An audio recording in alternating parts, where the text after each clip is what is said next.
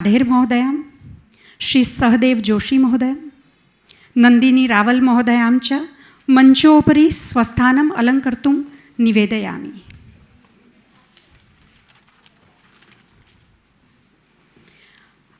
अस्माकं परमं सौभाग्यमस्ति यत् अस्मिन् सत्रे श्री सोमनाथ संस्कृत विश्वविद्यालयस्य कुलपतिवर्यः डॉक्टर ललित पटेल महोदयः स्व अमूल्यं समयं प्रदाय अत्र उपस्थितः। डॉक्टर ललित पटेल महोदयः स्वयं संस्कृत विद्वान् वर्तते। अलङ्कारशास्त्रे कृतभूरि परिश्रमः सम्प्रति महोदयस्य मार्गदर्शनेन श्री सोमनाथ विश्वविद्यालये शोभनं कार्यं प्रचलत् वर्तते। अहं शिल्पा महोदयां प्रार्थयामि यत् डॉक्टर ललित पटेल महोदयस्य स्वागतं करोतु इति।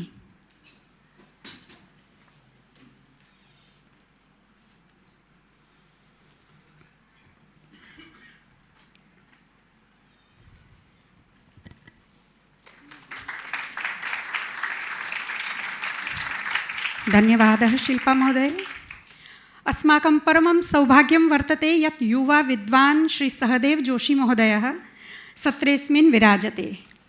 श्री सहदेव जोशी महोदयः बाबड़ेश्वर संस्कृत विद्यालये अध्यापकः वर्तते। वैयाकरणः शीघ्रकविः च। शीघ्र कविता के बारे में यहाँ पर कुछ मैं कहना चाहूँगी।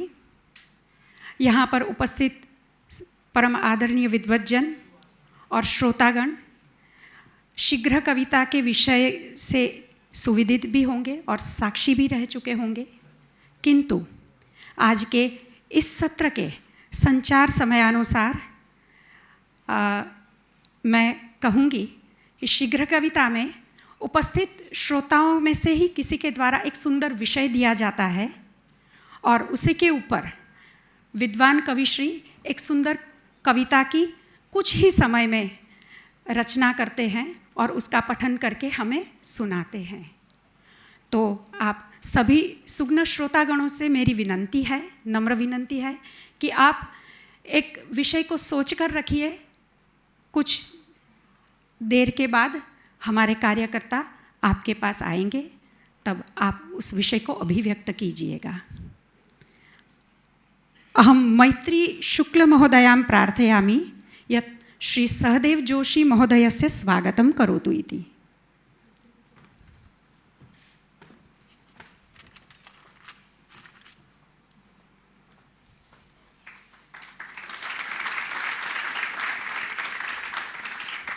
सत्रेस्मिन् टेक् रिसोर्सेस् फॉर संस्कृत इति विषयम् अधिकृत्य अस्माकं मार्गदर्शनं करिष्यति जाह्नवी वाढेर महोदया।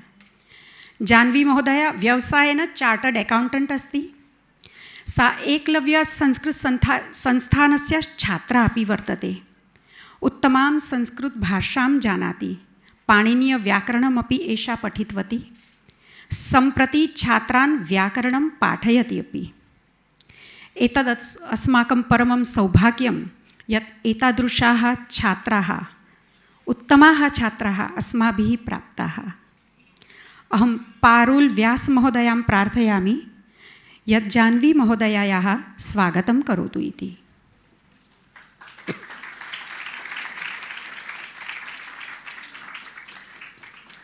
धन्यवादः पारुल महोदय। सत्रेस्मिन् संस्कृत इन पॉप कल्चर इति आधुनिकं विषयं प्रस्थापयिष्यति नंदिनी रावलः। नंदिनी आर्किटेक्ट इंजीनियर अस्ति। सा संशोधिका, लेखिका, व्यावसायिका च वर्तते। संस्कृतम् एतस्याः प्रियः विषयः। संस्कृतकार्ये सदा सर्वदा अस्माकं सहयोगं नंदिनी रावल करोति। अहं श्रीमती अमी गोहेल महोदयां प्रार्थयामि यत् नंदिनी रावल महोदयायाः स्वागतं करोतु इति।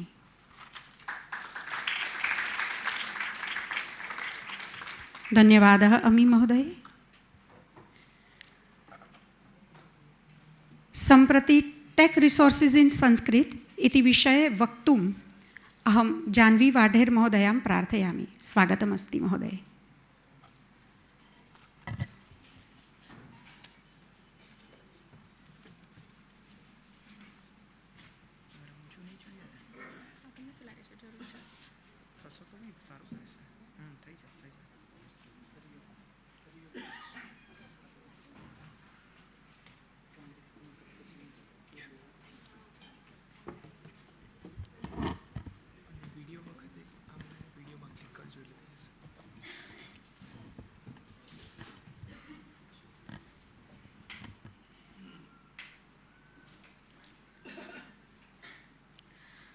महेश्वरसमारम्भां मुनित्रयमध्यमाम् अस्मदाचार्यपर्यन्तां वन्दे गुरुपरम्पराम्. Sarvebhyo namo namaha. A very warm welcome to everyone, the dignitaries on this stage and the dignitaries in the audience and all the Sanskrit enthusiasts. It gives me immense pleasure to be a part of the very first Sanskrit literature in Ahmedabad. Today I will be talking about technological tools, tech resources available for studying Sanskrit. Most of these resources are freely available online, and they can be accessed easily using your laptop or a smartphone. I've divided my talk into 3 segments. I'll first talk about the digitization, followed by tools for learning Sanskrit, and finally reading and accessing the texts. There will be a lot of apps and websites that I'll be mentioning. Don't worry about noting them down. We will be sharing the links maybe in a day or 2. Kindly give your email address and phone number so that we can share them with you. Now let's start.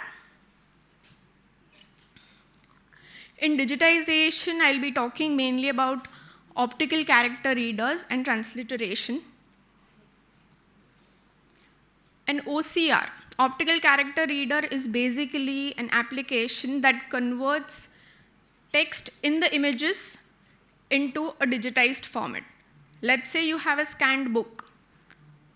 When you want to convert it digitally, you use an OCR app. Currently, a lot of scanning apps can do that. For Sanskrit as well, there are OCRs that have now been created. I've given an example here. This is a picture that I took of a Subhashit from a book.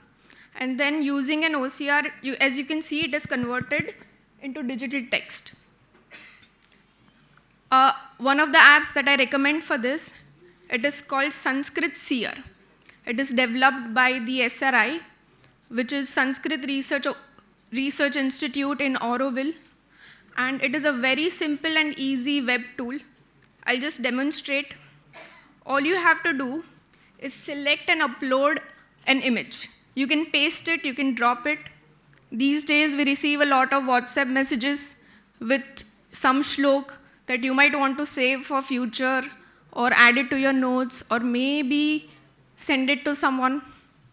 And you can do that. See, it's very easy.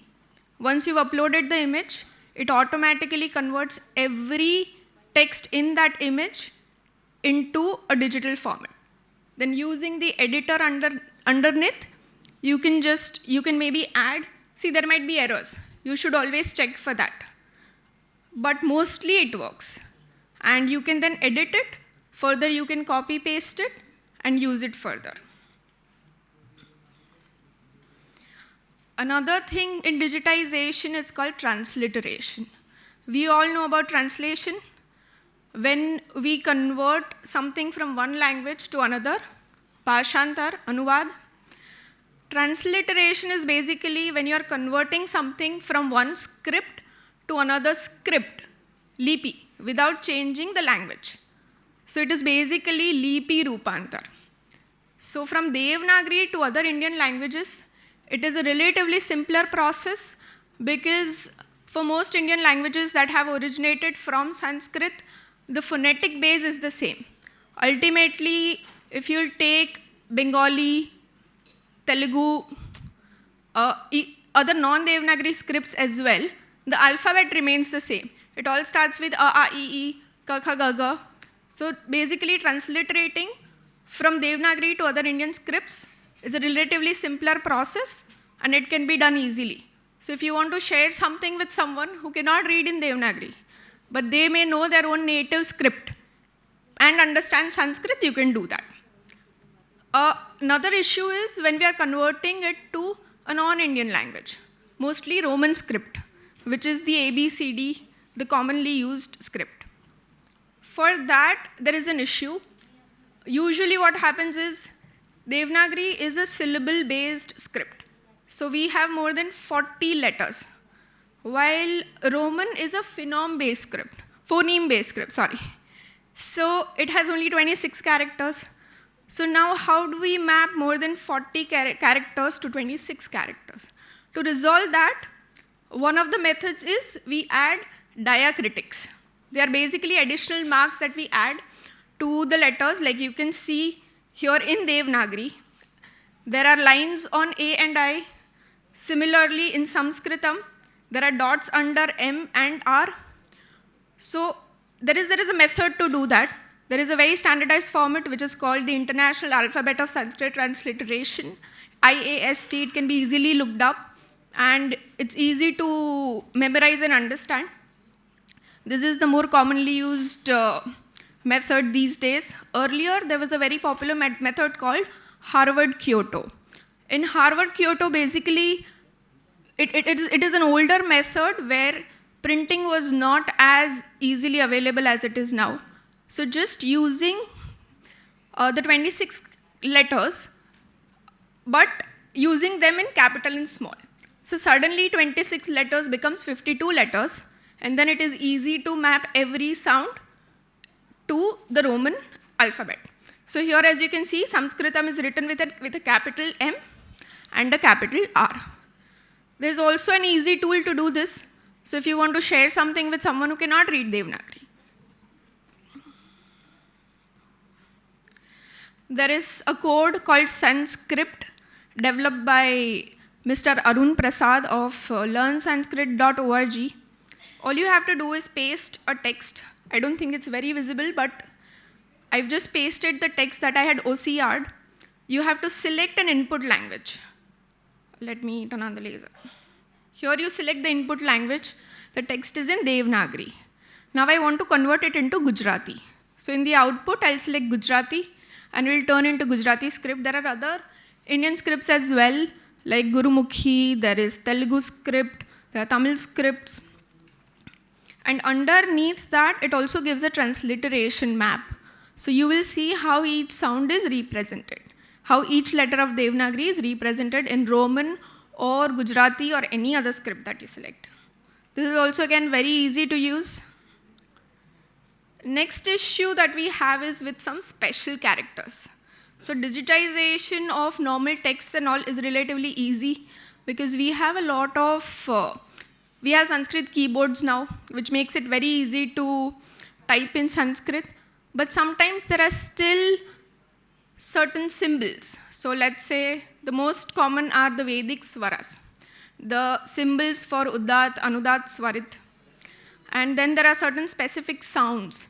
There is a vowel called Ri, then there is a La sound, and also there are Jivamuli and Upadmaniya sounds, which are represented by the symbol of an Ardha Visarga.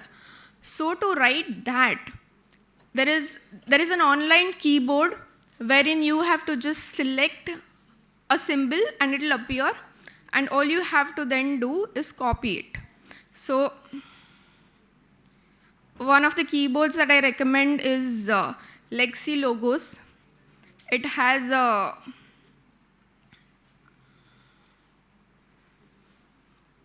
It is a multilingual keyboard. Apart from Devanagari and Sanskrit, it also has other languages. But as you can see, this is the Vedic Sanskrit keyboard, which has a lot of symbols, because there have always been variations in the kind of symbols that are used for the swaras. But extensively, I've been able to find most of the symbols here. There is a symbol for Om that I've just typed. And if someone wants to type in the IAST, then there is a keyboard for that also. So all the letters that I showed earlier, which have a dot underneath, which have a line on the top of it, that also can be easily found here.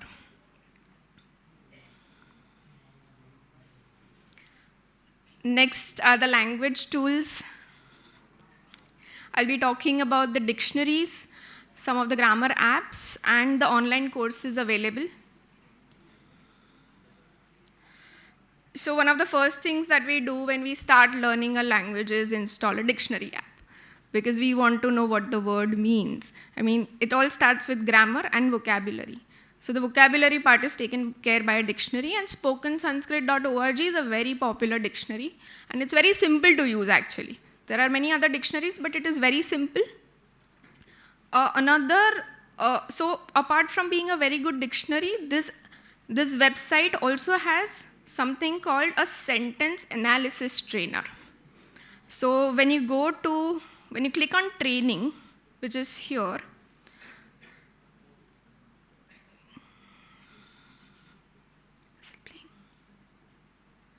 once you click on training and you select the sentence analysis trainer, what it does is it gives you a random sentence, which you can then analyze on your own.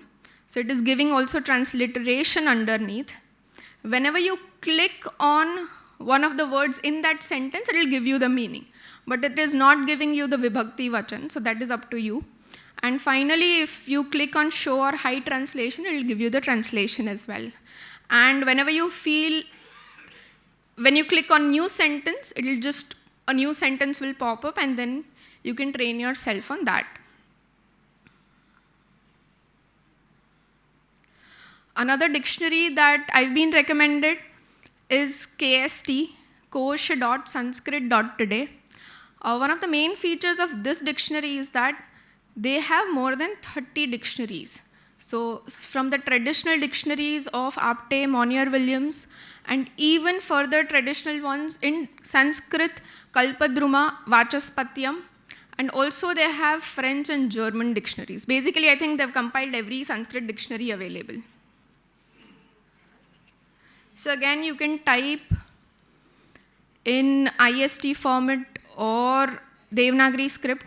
I've searched the word achara. Here it is showing me which all dictionaries I'll be able to see this word in. So this has the maximum number of dictionaries. I'm clicking on achar, and it will lead me to that. On the side it is showing me all the dictionaries in which I'll be able to find this word. So I've selected Apte. Apte gives definition, it also gives usage, like where this word has occurred in texts. It will give examples from Meghdootam if it is there, Raghuvansham, like very popular literature usages for a word. Then I went back and I could select another word which had the word achar. So samachar. And it is giving me Apte's definition, and also Kalpadruma will give you the breakup of that word for grammar students. It will give you the prefixes, the root, and the suffix used.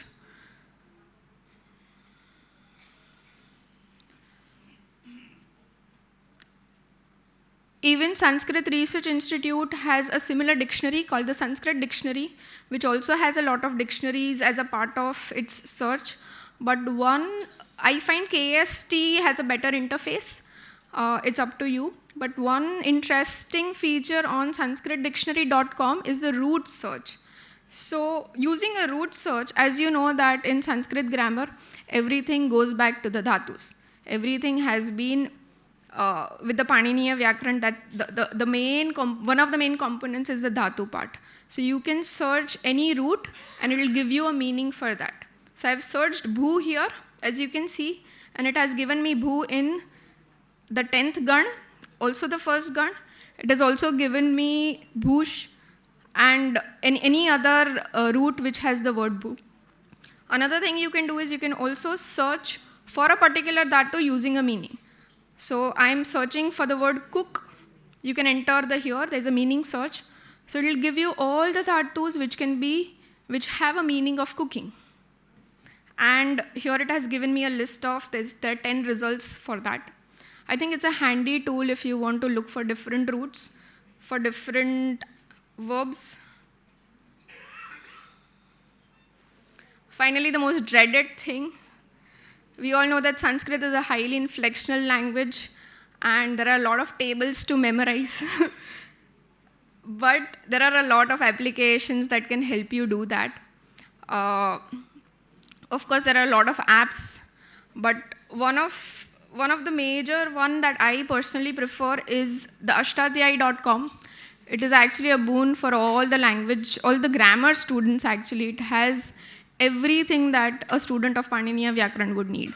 But it also has parts that are useful for the beginner students, because it gives you a dhatu part with more than 2000 roots listed, and it gives the forms in all 10 lakars, in kartari and karmani, and also sanadi, nijant, which are the derivative roots. So in Sanskrit, you can create roots from roots, and it also gives kridant. And this website is continually being developed, so new features keep coming up. They also have Shabda part, where they give the nominal declensions. So they're basically the roop of nouns in 7 vibhaktis. And it gives all the standard words as well as the exceptions. And they are mainly according to the examples that are found in the Prakriya Granth. The main thing is, like, there's an app for this website which works offline, and also the website itself, once opened, works offline. So when you don't have internet connection, it still works. Another interesting one is sanskritabhyas.in. It has similarly all the forms, but it also lets you practice it. They have something called exercises, and you can go into abhyas mode, and it will test you on different forms. One interesting thing that I came across is called Samsadhani, which is a computational toolkit which is used for analysis of texts. It is developed by the Department of Sanskrit Studies of Hyderabad University. I think it's mainly developed by the faculty and the PhD students. Some of the tools you can find there, they are a Sandhi Vichedika, a Sandhi splitter. There is also a Pad Nishpadika, so you can enter a word and it will give you all the forms. There is a Samasta Pada Vyutapadika, which will generate a compound word for you, a samasik word for you. And one of the main things is a Gaveshika. So with a Gaveshika, what it does is, you can search a word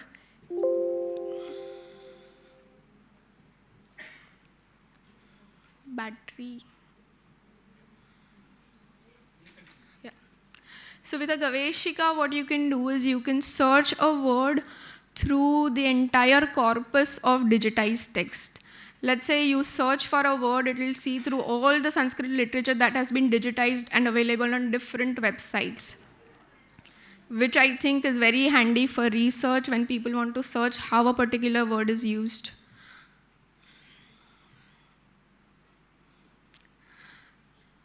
For everyone here who has felt that they did not start learning Sanskrit soon enough, or they are suddenly interested in starting to learn Sanskrit, if you are, and of course, like Eklavya Sanskrit Academy, Ahmedabad Sanskrit Academy, they are like the best places to start.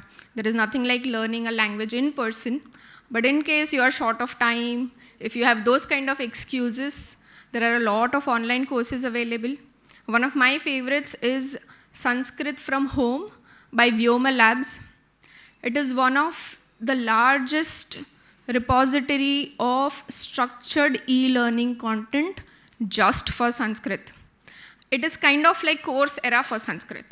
One of the good things is they have a lot of long-term courses, especially on traditional grammar.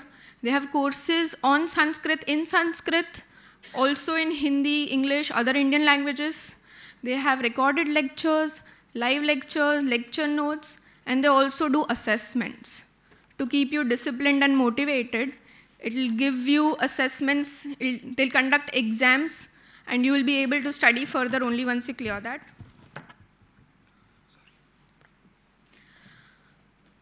So I highly recommend Sanskrit from Home. They also have courses on literature, and they also have programs and special apps, courses for children. which are usually conducted on Sundays, and I think it's a good idea to look it up. Another one is Open Pathshala. They have very short-term workshops and courses on Indian languages, apart from Sanskrit as well, and then and culture and philosophy. And another one of my favorite, grammar. I mean, it's kind of an online textbook. It's not a video material, but learnsanskrit.org has been particularly helpful for me while I was studying Sanskrit. It has a complete guide to studying Sanskrit, a lot of grammar explanations, and it also has a PDF on Vyakarana Pravesha, which gives a step-by-step introduction to the traditional grammar of Sanskrit, the Paniniya Vyakaran. So anybody interested in starting to learn that can just go through that, because anybody who studied it knows that to know Paniniya Vyakaran, you need to know Paniniya Vyakaran. And so this might be a good place to start. Sanskrit Wikipedia, it's again a very good resource to practice Sanskrit. So you can open articles, read, because we often feel that there is not enough material for basic learners to read. So Sanskrit Wikipedia, I think, is a good place to start. Apart from that, there are obviously a lot of YouTube channels and apps. I think one of the good things about the pandemic was that a lot of Sanskrit content was created because everything was online for those 2 years. And on Ahmedabad Sanskrit Academy's channel, we have a lot of lectures now. Chinmay International Foundation is currently conducting something called it's called Open Learning for All. They're calling it an Ola lecture series, where currently they are reading a Sanskrit text. Like currently it's on literature, and Professor Gauri Mahulikar, she is actually reading through all the works of Bhas. And that is currently ongoing. It is on every Sunday. If you miss a lecture, it's on Zoom, but it's also available on YouTube. I would recommend everyone to check that out. Apart from that, there are YouTube channels that give a lot of background on Sanskrit. They talk about Indian culture, philosophy. Shale is one such channel, the Sanskrit channel, Advait Academy. These ones are good for learning Sanskrit. They have a lot of Sambhashan videos, and obviously a lot of apps for dictionary, the Rupamalas, for Sandhi, for primer, for practicing vocabulary. Now ultimately the digitized texts. So why do we do all this? Why do we study Sanskrit, and why do we digitize everything? The ultimate goal is to be able to read the original texts, right? And so how do we get there? Like what is available for that? So we all know that there are a lot of online Sanskrit libraries. Gretel is one of the oldest ones. It's by a German university. They have been converting, digitizing texts for a very long time, and they have a fairly good corpus. It is available in XML and text formats. Another one is the Sanskrit Library, which is an independent organization set up by many different scholars of Sanskrit. Sanskritdocuments.org is good for texts. You can download them as PDFs. You can also convert them into other Indian languages. Like transliteration is a part of the document download. eBharati Sampat it's by Sanskrit Bharati, and they have a lot of e-books in different categories. They have a lot of scanned books. And finally, archive.org, it is very, very useful for all the out-of-print books. I have found a lot of books scanned online.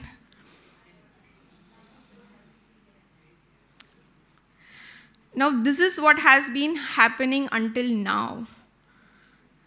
And I feel the next stage, next generation of digitization has now arrived. So we've moved from an oral tradition to manuscripts, then to printing, and finally to digitizing. But currently in digitizing, there are texts on one app. I'm using a dictionary on another app.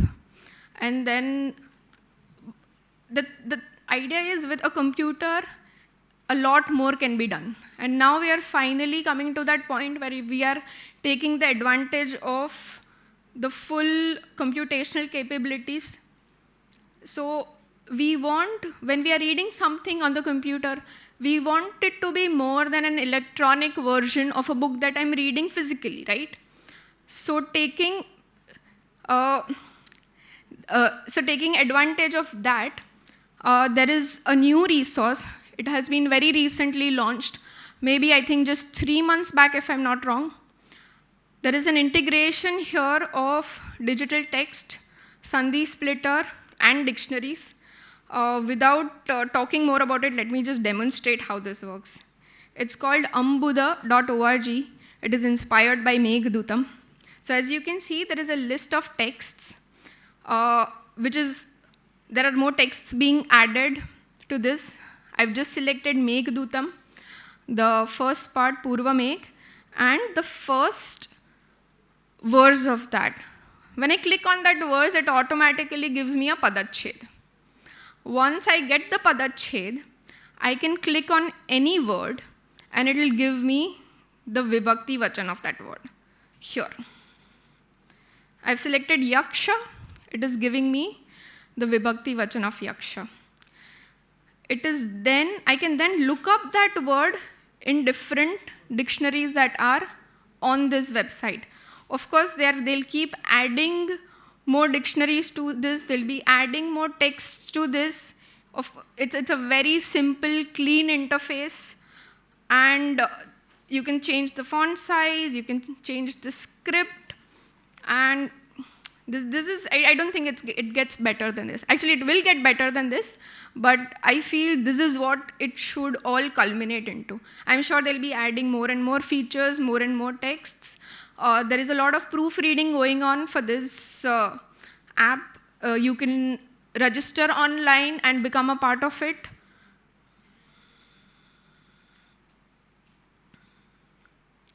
And next that I wanted to include in this talk is something to recognize Sanskrit meters, a chand analyzer. So a lot of Sanskrit literature is in Padya format, and chand is an important part of it because you can then sing it. It has a lay to it. So I found this app. It's called sanskritmeters.appspot.com. All you have to do is paste your words here in this area and click on identify words, and it will then automatically analyze it for you. So I have selected the last verse from the first sarga of Raghuvansham, and it is saying that it is in Praharshini. Similarly, I tried a random verse from Mahabharat, and it recognized that it is in Viparitakhyaniki, which is an Ardha Samavrit chand, which are not commonly known. So here in the scanning input, it also gives you a breakup of what that verse looks like. Sometimes a verse may not, this is a work in progress. It may not always recognize. Sometimes it may not find an exact match for a verse, but it will still give you the most approximate result. And here it will show in red where it finds that the Lagu Guru is not matching. So I think that is also very helpful.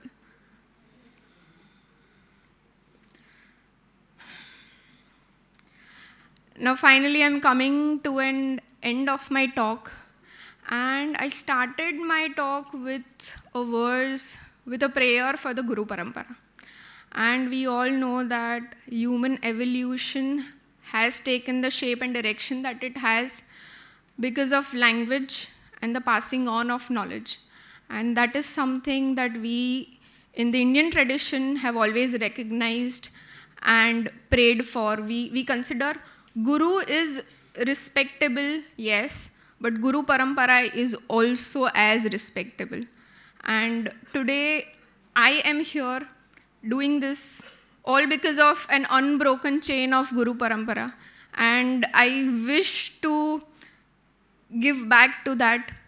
And as a way to contributing to all the resources that I mentioned, Most of them are developed by universities, but a lot of them are also developed by people in their individual capacities out of their passion for Sanskrit. They do it out of, they just do it because they really feel this is something that needs to be done. And only, it needs more people, definitely. So when we use these apps, there are ways in which we can contribute. One would be to naturally volunteer. You can create most of these apps, they are looking for volunteers. You register, you create an account, and you can go through the proofreading, you can do beta testing for their apps. Another thing you can do is you can report errors. So whenever you come across an error, you're trying to open something but it is not opening, then you can just go to contact us on that website or app and report it, because that is how they'll come to know about it. They cannot be testing every step every time. Another is, if you can't do that, occasionally you can give feedback. You can let them know what you feel about the app or suggestions for making it better. And if that is also too much, ultimately you can just use and share. So we are living in an age where everything leaves an online footprint. We obviously have issues with that, but one good side effect of that is that it lets people know how many people are interested in this. I was talking to a journalist earlier, and I was asked that there may not be a lot of people using these apps. And I'm like, we do not know that. There are more people interested in studying Sanskrit than what we see in universities.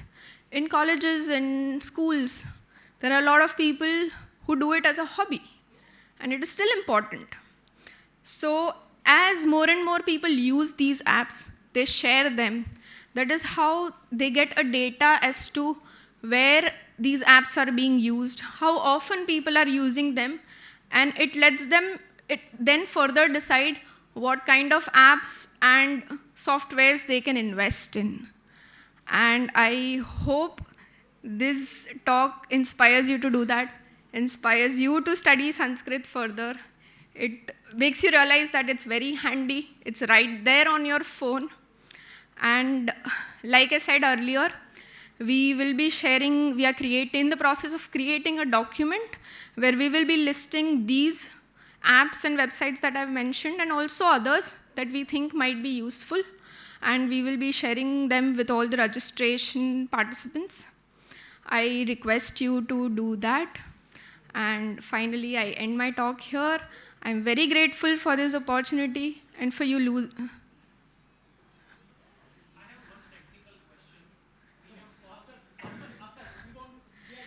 Yeah. Yeah, let me add to that.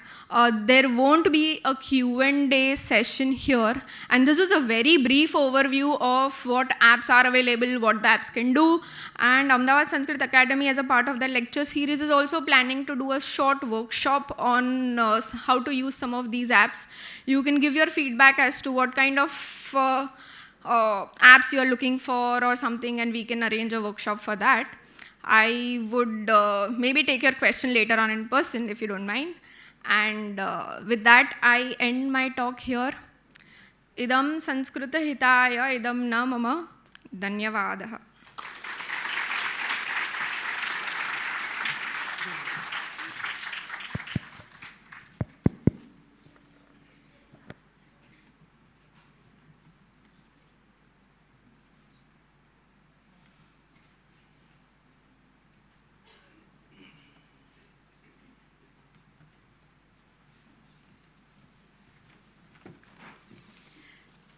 धन्यवादः जाह्नवी महोदय। स्पष्टतया विषयः प्रस्थापितः। वयं वस्तुतः उपकृताः स्मः। अब आ गया है समय आप लोगों के द्वारा सोचे गए शीघ्र कविता के लिए विषय को जानने का। हमारे कार्यकर्ता आपके पास आएंगे। जिन्होंने विषय सोचा है हाथ ऊपर कीजिए और हम विषय जानेंगे और हमारे युवा कविश्री को हम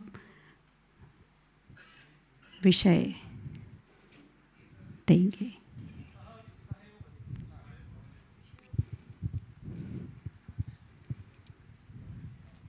विषयः अस्ति मदीयं भारतं महत् इति। अन्यः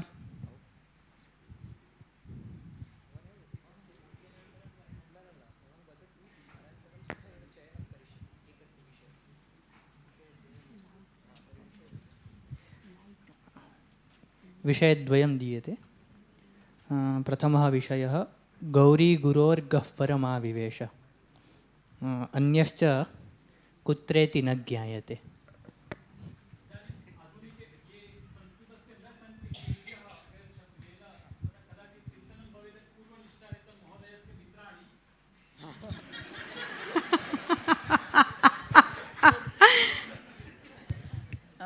शब्दः अस्ति एकलव्य संस्कृत एकेडमी, द्वितीयः अस्ति स्त्री शक्ति, तृतीयः अस्ति भारतीय ज्ञान परंपरा।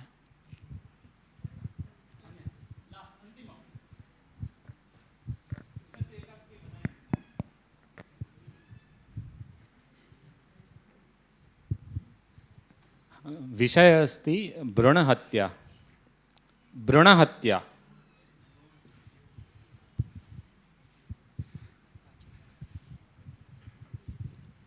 वर्तमान समये धेनोः आवश्यकता।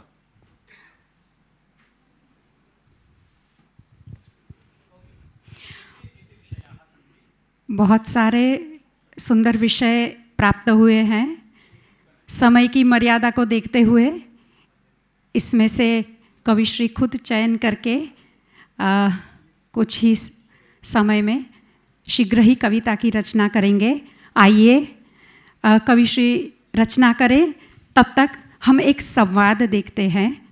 एकलव्य संस्कृत एकेडमी के ही छात्र कल्प उपाध्याय और कलरव दवे के द्वारा अभिनीत एक संवाद।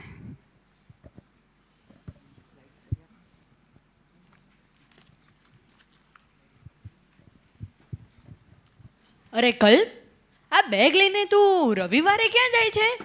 मम संस्कृत कक्षा अस्ति, अहम संस्कृत पठनार्थम गच्छामि। संस्कृत क्या भणवा जाय छे? अने संस्कृत भणीए तो फायदो कयो? अहम संस्कृतं पठितुम् एकलव्य संस्कृत अकादमीं गच्छामि। संस्कृत पठनेन उच्चारण शुद्धिः भवति। संस्कृत पठनेन मेधाशक्तेः वर्धनं भवति। संस्कृत पठनेन व्यक्तित्व विकासः अपि भवति। भारतीय ज्ञान परंपरा संस्कृत वाङ्मये वर्तते। किं भवान् संस्कृतस्य विषये किमपि न जानाति? जानामि जानामि, थोडું તો હું પણ જાણું છું। એ તો જે સ્કૂલમાં ભણાવે એ, પણ સંસ્કૃતમાં લોકભોગ્ય એવું કંઈક તો હોવું જોઈએ ને કે જે લોકોને સંસ્કૃત ભાષા શીખવા માટે અપીલ કરે। भोः तर्हि अद्य रात्रौ अत्र आगच्छतु। अद्य कालिदासविरचितस्य मेघदूतस्य नृत्यनाटिकायाः मञ्चनं भविष्यति। હા હા, એ જ ભાસ, એ જ મેઘદૂત અને એ જ શાકુંતલ, આ બધું તો હું જાણું છું। આ બધા માટે મને ગર્વ અને સન્માન પણ છે। પણ વર્તમાન સમયનું શું? અત્યારની લોકપ્રિય એવી કઈ વસ્તુમાં સંસ્કૃત ભાષાનો ઉપયોગ થાય છે? भोः किं वदति भवान्? संस्कृतस्य प्रयोगः कुत्र भवति इति पश्यतु तावत्।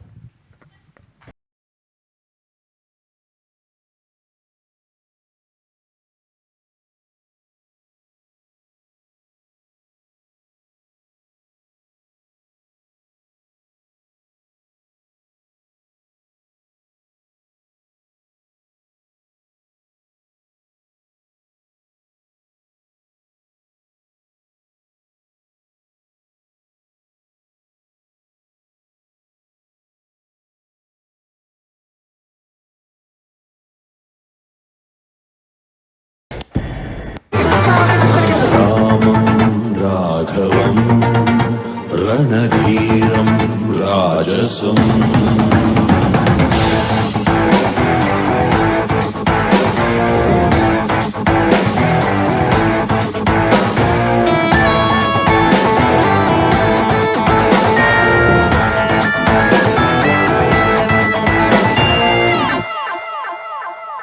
रुद्रधनुः समसमान स्वधनुष्टङ्कार भयं रामशार्दवं रामं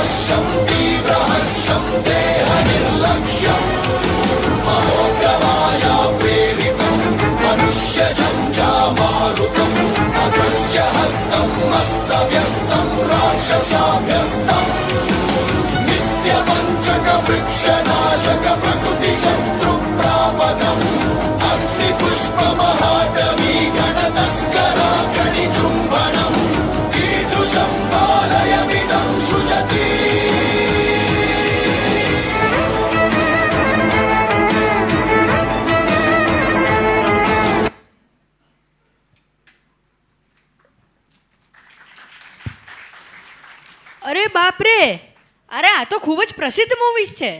આ તો મેં પણ જોયા છે, પણ આમાં સંસ્કૃત ભાષાનો ઉપયોગ થતો હતો એની તો મને ખબર જ નથી. અતઃ વદામિ મિત્ર, સંસ્કૃતે કિમ નાસ્તિ, સંસ્કૃતે સર્વમ અસ્તિ, અતઃ સંસ્કૃતમ પઠ આધુનિકો ભવ. ચલ હવે આના વિશે વધારે આપણે નંદિની દીદી પાસેથી જાણીએ.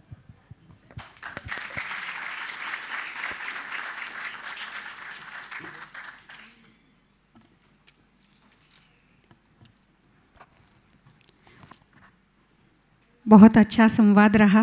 धन्यवादः कल्पः, धन्यवादः कलरवः. अधुना अहं नन्दिनी महोदयां प्रार्थयामि यत् भवत्याः संस्कृत इन पॉप कल्चर इति विषयं प्रस्तोतुं कृपया आगच्छतु.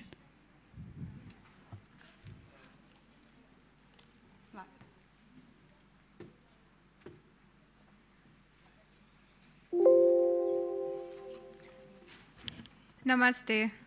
આ બે બાળકોએ મારી માટે બહુ સારું સ્ટેજ સેટઅપ કરી આપ્યું છે. Thank you. સંસ્કૃતની વ્યક્તિ તો નથી, પણ સંસ્કૃતમાં રુચિ ધરાવું છું અને ફિલ્મોમાં. તો આજે હું વાત કરીશ Sanskrit in popular culture. What is the first thing that crosses your mind when you think of Sanskrit? An ancient sacred language, Deva Bhasha, Vedas or Puranas? What crosses your mind if I ask you about Sanskrit in movies, television or music?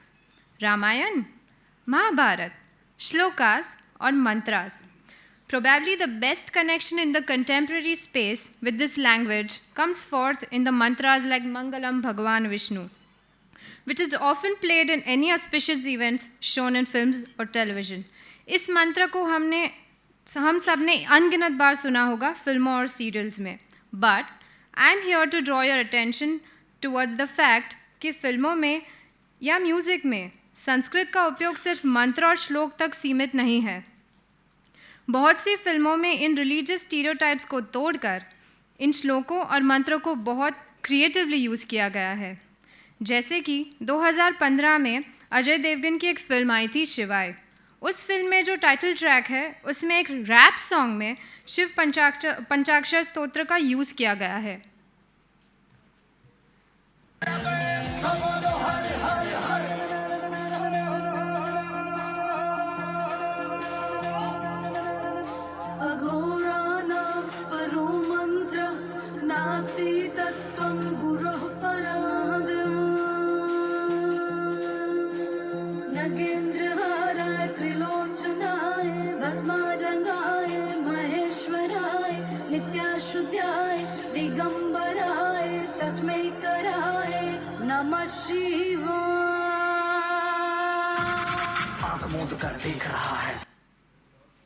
What is interesting here is that कि यहाँ ये मंत्र को religious context में नहीं use किया गया, पर हीरो के डिस्क्रिप्शन के लिए यूज़ किया गया है, to show the heroism of this protagonist who is bravely trekking the Himalayas. क्या एंट्री है अजय देवगन की.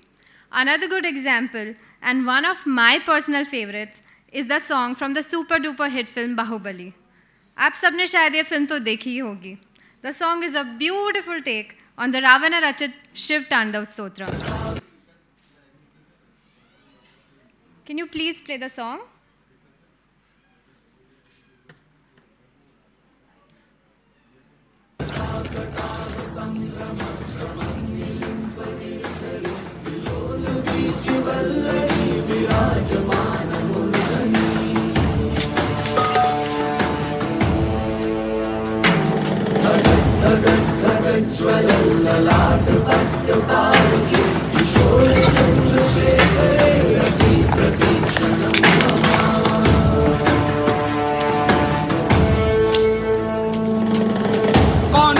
कौन है वो कहाँ से वो आया, चारों दिशाओं में तेज सा वो छाया, उसकी भुजाएं बदलें कथाएं, भागीरथ तेरी तरफ शिव जी चले, देख जरा ये विचित्र माया.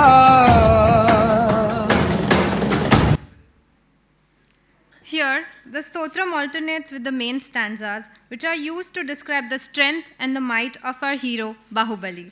The song is a lovely visual treat as we see Bahubali uprooting a giant shivling with his bare hands and carrying it to the waterfall. इस scene में we are introduced to the strength of the adult Bahubali. The song is such a pivotal point of the film that it sets the tone of what we are to expect as the film progresses. यहाँ सबसे विशेष बात ये है कि the song has a beautiful play on words. शिवलिंग के होते हुए भी इस गाने में शिव तांडव स्तोत्र का उपयोग बाहुबली के संदर्भ में किया गया है, जहाँ our hero is compared to the mighty Lord Shiva. How enchanting! ये तो बात हुई Sanskrit compositions being used in new age cinema. पर अब बात करते हैं ऐसे संस्कृत compositions की जो फिल्मों के गानों के लिए स्पेशली लिखे गए हैं.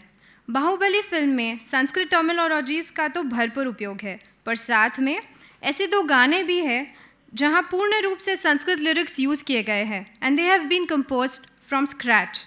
बाहुबली का एक गाना है धीवरा, जिसमें संस्कृत स्टैंजाज हैं describing the heroic characteristics of Baahubali and his potential.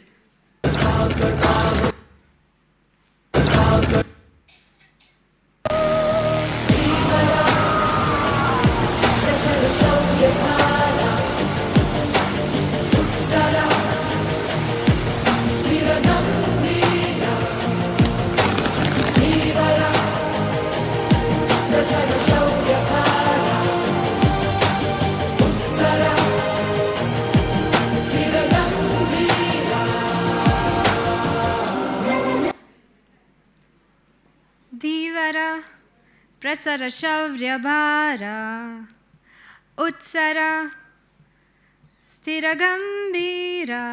Pardon my singing. The persevering one, your bravery will take you forward. You leap higher and higher, firm and stable and determined. Here we see Bahubali is casually climbing the mountains, flexing his strength. He's having his own little adventure.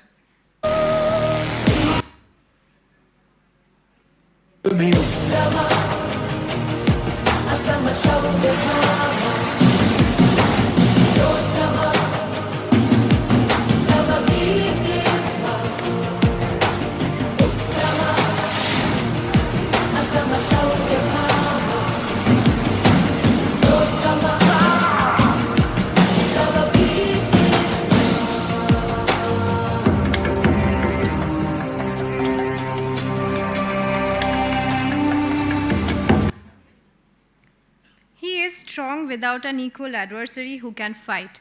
His anger will cause new fear in his foes. This is the translation of those lines.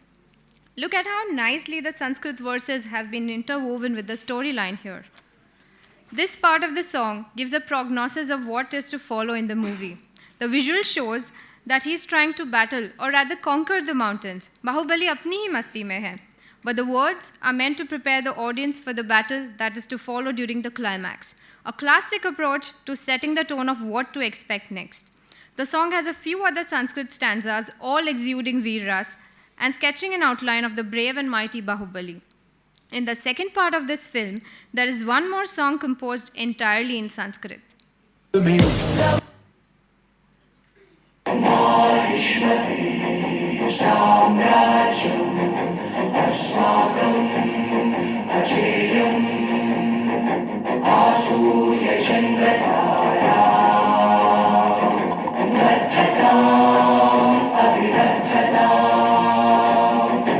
Mahishmati अश्वदलम अभिमुखम महाराज वंदनम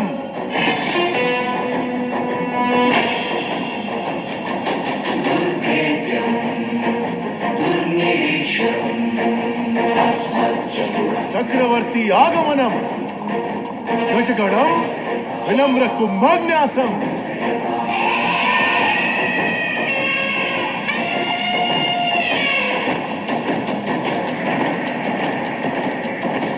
खड्ग श्रेणी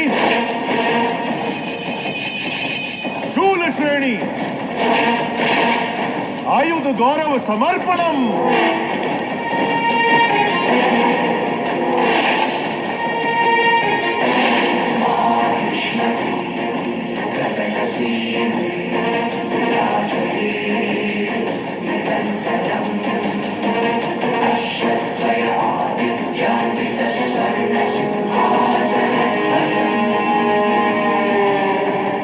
करिकाल कट्टप्प शिक्षिता विशिष्ट सेना समूहम महाराज चरण वंदनम उपविशः. The Mahishmati anthem. How beautiful. Here all the subjects of the Mahishmati kingdom can be seen chanting and declaring their love and loyalty towards the kingdom and the newly coronated king. Kya baat hai? Several other films have beautifully incorporated the language into their songs, like the song Dheera Dheera from KGF or other songs from Pushpa and RRR. ये सिर्फ गाने नहीं है, पर बहुत ही अहम हिस्सा भी है इन स्टोरीज का, and they serve the purpose of evoking a sense of triumph, victory, suspense और heroism. चलो ये तो हुई सॉन्ग्स की बात. अब चर्चा करते हैं फिल्मों के बारे में और ऐसे शोज़ के बारे में जो इंस्पायर्ड है संस्कृत लिटरेचर से. 1984 में एक फिल्म आई थी, उत्सव, starring Rekha and Shashi Kapoor. The film was an adaptation of the Sanskrit play Mritchikatika, composed by Shudrak in the 5th century. तब से लेके अब तक बहुत सी फिल्में और शोज़ बने हैं जो संस्कृत लिटरेचर से इंस्पायर हुए हैं. 2005 में एक साउथ इंडियन फिल्म आई थी, Anniyan, better known by its Hindi name Aparichit. इस फिल्म का पूरा प्रेमिस बेस्ड है गरुड़ पुराण पे. इस फिल्म में जो प्रोटैगनिस्ट है वो एक आदर्श लॉयर है जो अपने आसपास के इनजस्टिस को सहन नहीं कर पा रहा. So he develops an alter ego and goes out to punish all the wrongdoers as per the sins listed in Garud Puran, which is one of the 18 Mahapuranas composed in Sanskrit. The film was a massive hit and won several awards and accolades. It is considered a cult classic now. और हाल ही में 2020 में अरशद वारसी की एक web series आई थी, Asur. It is a crime thriller जिसमें murder mysteries को एक कम्प्लीटली न्यू कंसेप्ट में प्रेजेंट किया गया है, where science meets ancient Indian mythology. Series का नाम ही संस्कृत में है, आपको समय मिले तो देखिएगा. Also a lot of films are in the pipeline which are inspired by Sanskrit literature and Indian mythology. Contemporary films like Ram Setu, starring Akshay Kumar, who plays an archaeologist investigating the Ram Setu, or the much-hyped Ranbir Kapoor and Alia Bhatt starrer Brahmastra, जो अगले महीने release होने वाली है. It is a fantasy adventure film, India's own Marvel universe, inspired by Hindu mythology. The film explores the different concepts of Shakti like Agni, Vayu, Jal, etc. And I believe it will be rife with Sanskrit terminologies. I do hope it will popularize Sanskrit terms and tropes among the youth. There are other upcoming period films like Adi Purush, a multi-starrer adaptation of the great Sanskrit epic Ramayana, or Sita the Incarnation starring Kangana Ranaut, based on the character of Sita ji.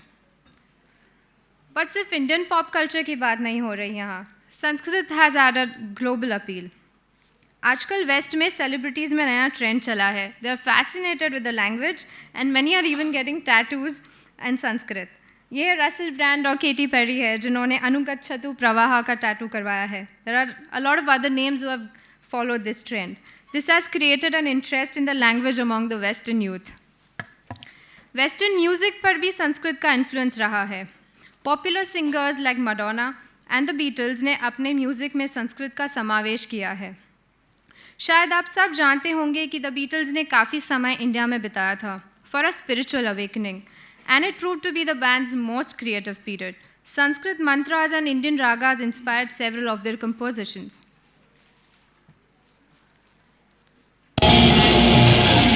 वन्दे गुरुणां चरणरविन्दे सन्दर्शितार स्वत्मा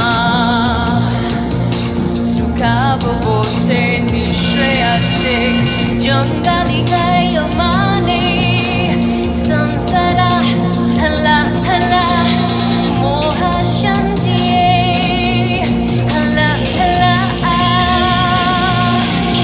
abahu purushakaram shankachakrasi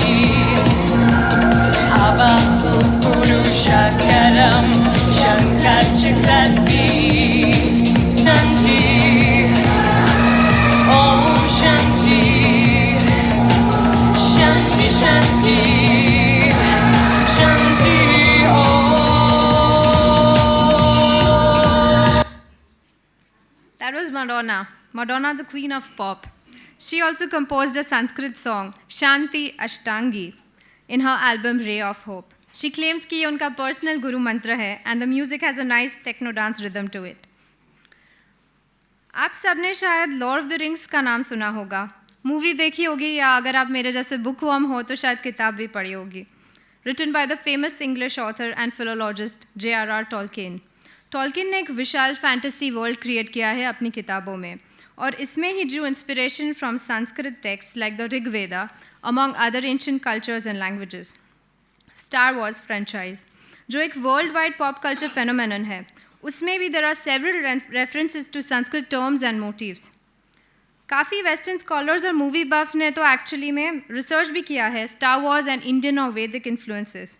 इस franchise में बहुत से characters हैं जैसे कि पद्मे, शक्ति एंड स्टोरी प्लॉट्स है जो इंस्पायर्ड है इंडियन माइथोलॉजी से.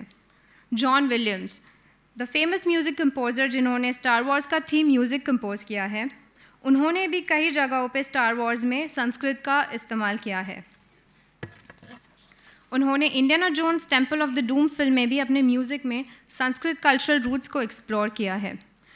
So we can see how this language and its literature have inspired different mediums of art and entertainment. It has beautifully penetrated into popular culture और आज के युग में बहुत ही creatively इस भाषा और उसके literary tropes को use किया जा रहा है. I am glad to see कि finally the stereotypes associated with this language are being broken और इस भाषा को एक अलग लेंस से देखा जा रहा है. It is seen as a language that transcends faith, beyond a religious lens. आज एंटरटेनमेंट इंडस्ट्री ने रियलाइज़ किया है the value, the richness, the beauty and the sophistication of this ancient language, जिसमें कम शब्दों में बहुत गहरी बातें और इमोशंस को व्यक्त किया जा सकता है. संस्कृत जाने अनजाने हमारे जहन में है और हमारे आसपास है through different mediums. As I end this talk, I'd like you to make these discoveries by yourself.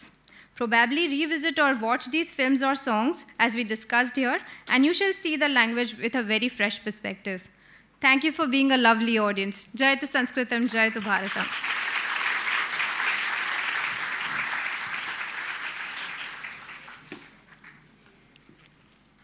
धन्यवादः नंदिनी महोदय. शोभनः विषयः स्थापितः, वयम् उपकृताः स्मः.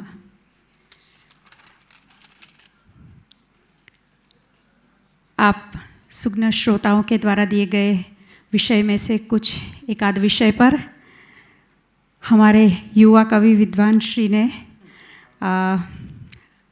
कविता तैयार कर ली है. तर्हि इदानीं समयः अस्ति शीघ्रकाव्यनिदर्शनस्य। आगच्छन्तु वयं काव्यं शृणुमः। स्वागतमस्ति महोदय।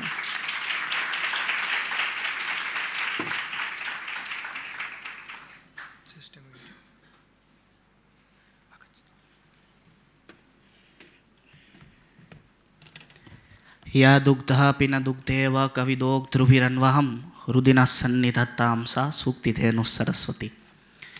सर्वेभ्यः अधिमञ्चं विराजमानान् उपमञ्चं विराजमानान् संस्कृतानुरागिणः गिर्वाणवाणी परिचरणपरायणान् नामं नामं किमपि इतः वच्मि।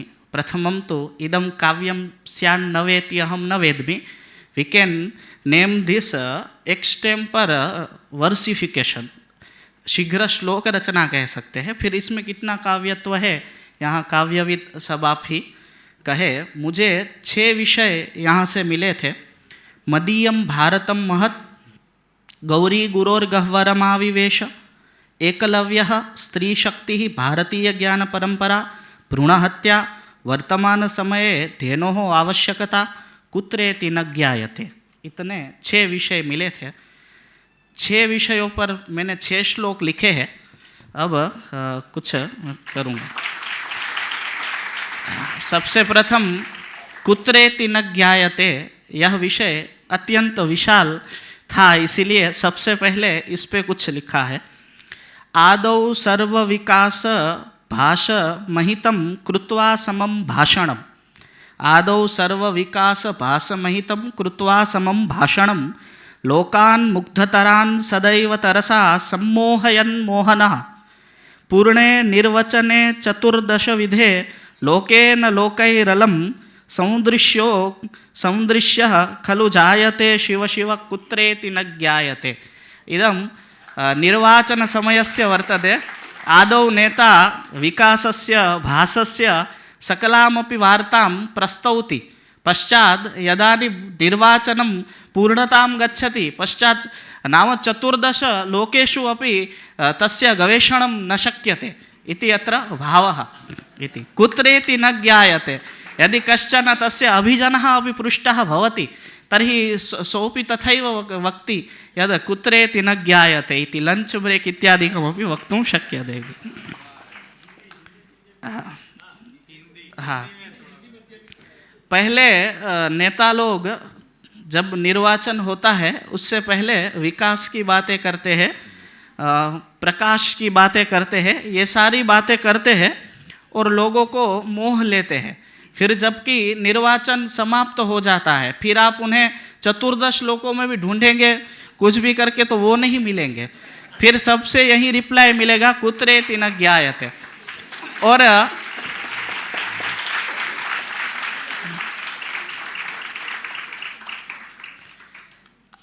दूसरा पद्य है हाँ, भ्रूणहत्यापवार्यताम् इतः केनचित् प्रदत्तः अयं विषयः।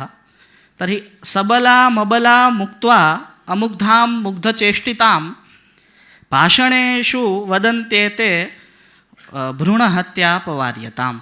ये वही लोग ऐसा कहते हैं कि भ्रूण हत्या अटकाओ, जो सबला को अबला कहते हैं, जो अमुग्धा को मुग्धा कहते हैं, उसी और वही वापस वही कहते हैं कि भ्रूण हत्या हटाओ। तो पहले तो ये विचार अपने हटाने की हमें ज़रूरत है। वो कोई अबला नहीं है, सबला ही है ना। हमने मेरा ही एक श्रृंगार में पद्य है रति प्रबंध में मैंने लिखा है, एकेन केश पाशेन कपोलस्थलवर्तिना यया मुग्ध धियो बद्धा सामुग्धा कथम उच्यताम।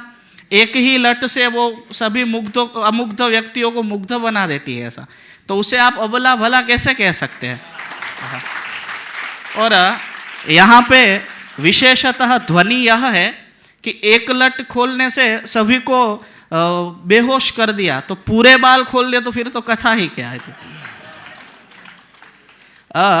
एकलव्य स्त्री शक्ति ही भारतीय ज्ञान परंपरा यत्रैकलव्या विधिवत विधानैः पाठ्यन्त एते विबुधैर्वदान्यैः सा संस्कृताख्या परिषत् सदा कौ ज्ञानाभिवृद्धौ जयतादनल्पम।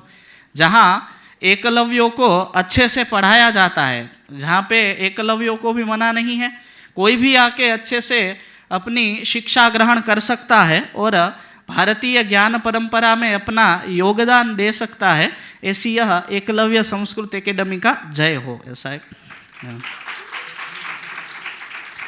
मदीयम भारतम महत शीघ्र काव्यम, अब ये मैंने अहम भाव से मुझ पे ही लिख दिया है थोड़ा, उसके लिए क्षमा चाहूँगा। शीघ्र काव्यम प्रकुर्वाण जनता मोद वर्धनै कवयो यत्र तत्क्षेत्रम मदीयम भारतम महत्। एतादृशी सभा यत्र कलिकालेपि कल्यते अयम तथाविधः कलिकालः कालोऽयं कलिराजगाम जगति लावण्य कुक्षिं भरी इति तत्र भवान् जगन्नाथ। तो एतादृशी सभा यत्र कलिकालेऽपि कल्यते नितरां तद्धि ब्रह्मांडे मदीयं भारतं महत् इति पद्यद्वयं धेनुः इति आसीत्। पूजिता वेद विद्या वदस्मिन् भुवि प्रार्थिता सत्पुराणे पुराणे रलं या च देशस्य मुख्या सुखाकृन्मता धेनुहीनं जगत् मातृहीनं भवेत् इति धेनुहीनं जगत् मातृहीनं भवेत् इति समस्याः। अन्ते च या खलु वस्तुतः समस्या अहं खलु समस्याभिः नाम क्लेशितः तथाविधा समस्या वस्तुतः गौरी गुरोर्गह्वरमाविवेश एतस्य रघुवंशस्य द्वितीय सर्गस्य इदं पद्यान्तमस्ति। हिमालय में छुप गया। अब हिमालय में कौन छुप गया, कैसे छुप गया, ये अब हमें लिखना है ऐसा। तो समस्या पूर्ति में राष्ट्रीय स्पर्धाओं में वगैरह में ऐसी समस्याएं मिलती है जो भी यहाँ से मेरे ही किसी मित्र ने दी थी ऐसा। तो पहले मैंने ये सब की पूर्ति की है जो अन्य लोगों ने दी है, अंत में उसकी की है ताकि ऐसा ना लगे कि फिक्सिंग है, मैच फिक्सिंग। कृतागसी प्रेयसी मई अनल्पम तप्ता तथा भूत दयिता दयम सा तत्ताप तप्तः तपनोपि तूर्णम गौरी गुरोर्गह्वरमाविवेश। इसका मैं अनुवाद सुनाता हूँ आपको। जब प्रेम में कोई अपराध हो जाता है तब प्रेमी कहता है कि जब मेरे से कोई अपराध हो गया मुझसे, तब वो मुझ पे इतना तप्त हुई, इतना वो तप्त हुई कि उसके ताप से तप्त होके तपन यानी सूर्य भी हिमालय में जा छिपा। तो गौरी गुरोर्गह्वरमाविवेश इति पद्यषट्कम् अत्र भवतां समर्चने न्यस्तम्। इतः अल्पीयसा कालेनैव मया यदत्र प्रस्तोतव्यमस्ति तद्वस्तु अहं कलयामि।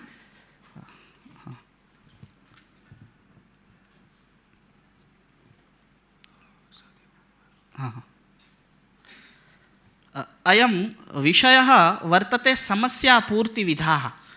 अत्यन्तं प्राच्यः अत्यन्तम् अर्वाच्यः नितान्तं नव्यो अयं विषयः वर्तते। हाँ, तर्हि का नाम समस्यापूर्तिः इति प्रथमं जायते मनसि चेत् there is a art of Avadhanam. Our Sanskrit literature has been cultivated with Sanskrit avadhanam and with its unique history of several millennia has enriched the world culture as perfect we all know with invaluable treasures.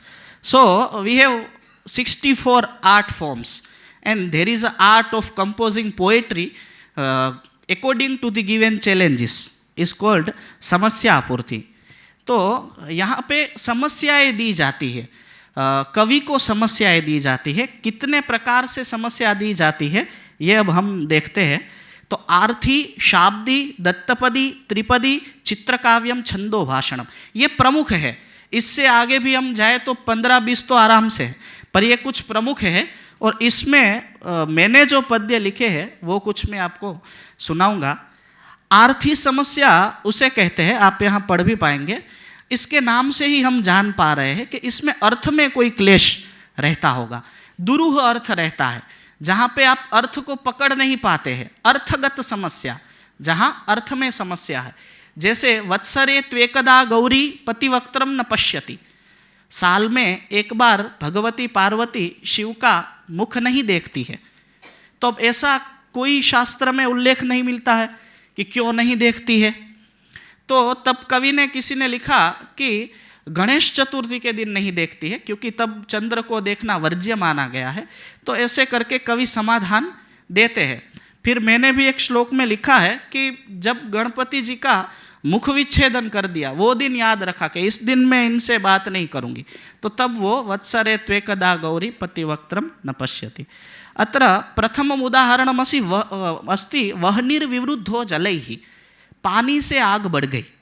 अब ये विरोध है, पानी आग बुझाने का काम करता है, यहाँ बढ़ाने का काम करता है। कैसे हम देखते हैं, याम संभाव्य निजांगनाम विदुमुखीम पत्नीम भवित्रीम प्रियाम स्वप्नेषु प्रतिरात्रमत्र बहुशः पुत्रोत्सवः कल्पितः तामालोक्य जनेन केनचिदहो क्रीड़ा तडागे रताम हस्तोन्माथित वारी वारण रतम वह निर्विरुद्धो जलैहि। पिछले साल कुछ ये लिखा था पद्य कि जिसको मैंने ऐसा माना कि ये चंद्रमुखी आगे जाके मेरी पत्नी बनेगी, ये मैंने नहीं माना है, कोई नायक बोल रहा है।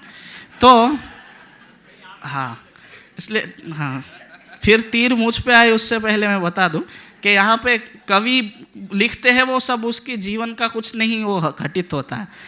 तो जिसको पत्नी मान के सपनों में कई बार उसके साथ पुत्रोत्सव मानी कि पुत्र का आनंद मनाया कि हमारे पुत्र हो गए हैं, कईयों के नाम भी रख दिए हैं, आज उसी को किसी और के साथ स्विमिंग पूल में नहाते हुए देख के वो जो पानी की बूंदें उड़ा रही थी, वो बूंदों से जो है वो मेरे हृदय की आग भड़क उठी। तो वह निर्विवृद्धो जलेगी।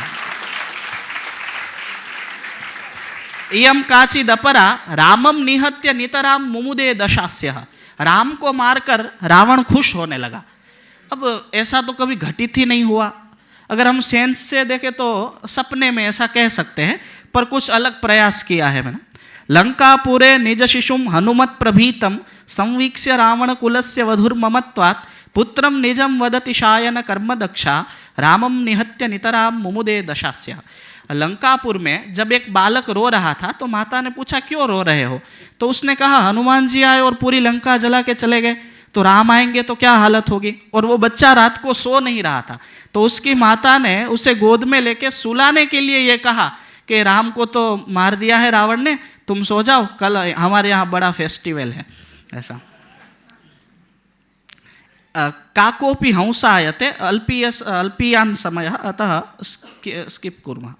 शाब्दी समस्या यत्र शब्दगतः क्लेशः भवति यथा गुलु गुग्गुलु गुग्गुलु एतस्य कश्चन अपि अर्थः न संभवति, अर्थः एव न भवति। गुल्लु गुग्गुलु गुग्गुलु इति किं, तर्हि शब्दक्लेशः। तर्हि मिष्टाशिनो व्रतकृतो डकारं कुर्वते पुरः बुभुक्षितस्य मत्कुक्षौ गुलु गुग्गुलु गुग्गुलु। तो आप अर्थ समझ रहे होंगे कि मैंने उपवास रखा है और कोई डकार मार रहा है और मेरे पेट में गुल गुल गुल गुल हो रहा है। तो ये एक विधा हो सकती है, और ये मैंने राजेश भाई के साथ कंपोज की है, उनके साथ बैठ के, जो मेरे मित्र अभी उपस्थित। एक एक ही उदाहरण हम देखेंगे।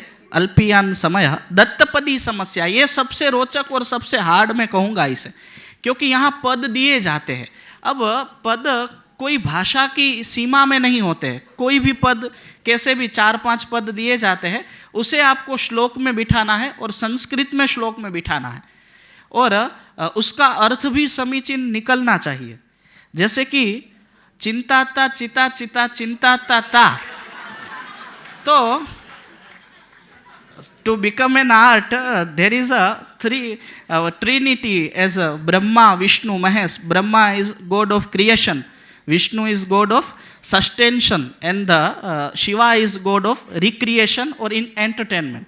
So चिंताता चिता चिता चिंताता ता, तो नो चिंता, यहाँ पे चिंता आ गया। उचिता चिता तु भवता भूलोक शोकान्विता दध्या चेतसी नीरदाभ खचिताम कांचित तनुम श्यामलाम साविष्टा हृदयम हरिष्यतितराम पापाम रुचिम ताम तव प्रत्यादेक्ष्यति निर्वृतिम ही परमाम उक्ताम च युक्ताम सताम इति अत्य सकलमपि दृश्यते।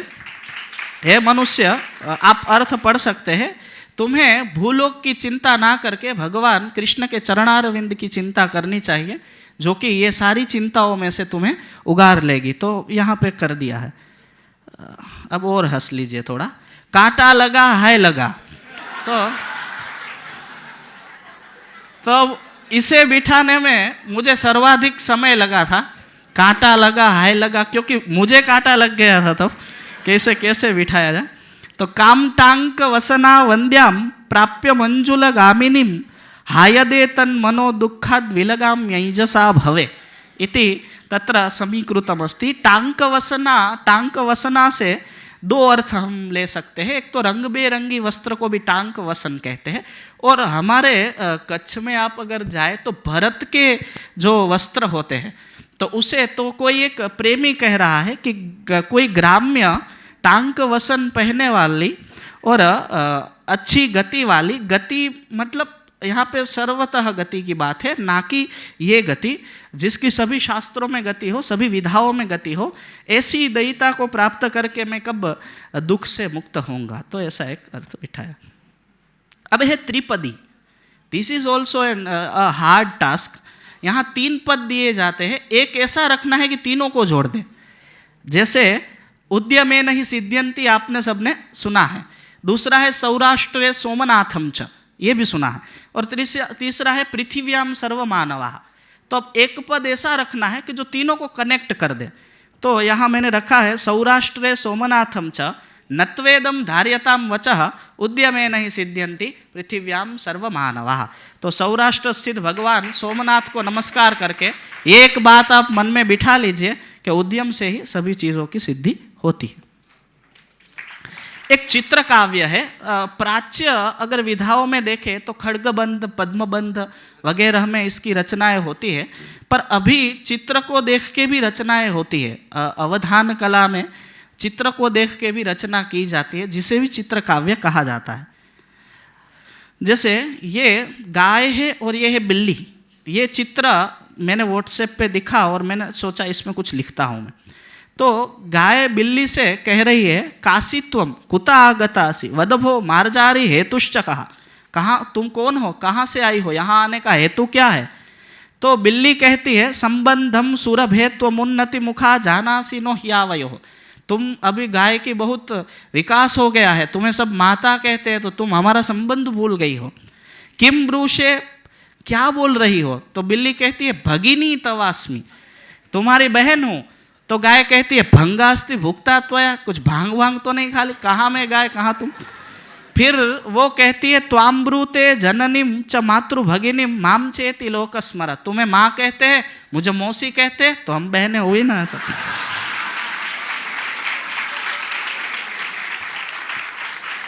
ये एक जो पद्य मैंने यहाँ रखा है, ये गुजराती एक भावार्थ है, उसी का मैंने अनुवाद किया है। मूषळधार वरसादમાં હું કોરો હતો, કોઈએ છત્રી આપી અને ભીંજાઈ ગયો, તો उसका है वर्षणे वर्षमाणेपि अस्निग्धोहम वर्तिषि सद्य स्निग्धीकृतश्चित्रम छत्रदानेन केनचित्, वही भावार्थ है।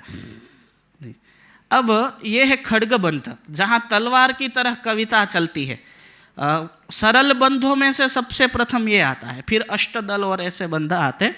तो ये आप देख सकते हैं कैसे चलती है। कालिदास से मधुरा वाग्ध्रुवम चित्त मोहिका, फिर कापे, फिर ऊपर जाएगी कापी पीयूष मुख दिव्या काव्य दोष विवर्जिता।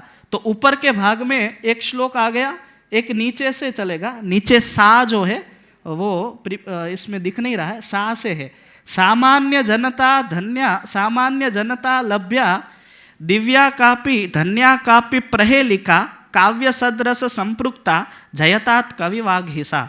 तो ये कालिदास के कविता पे 2 पद्य यहाँ पे खड्गबंध में रखे हैं। और ये अंतिम विधा है। अन्योक्ति, अप्रस्तुत, प्रशंसा वगैरह भी विधाएं हैं, पर उनका अभी नहीं होने से, समय नहीं होने से मैं ये इसको पूरा करके एक अन्योक्ति आपको सुना के विराम लूँगा। छंदो भाषणम। छंदो भाषणम वो है जहाँ 2 कवि या कोई प्रच्छक है और कवि दोनों छंदमयी वाणी से बात करते हैं। तो ये मेरी और राजेश भाई की बात है।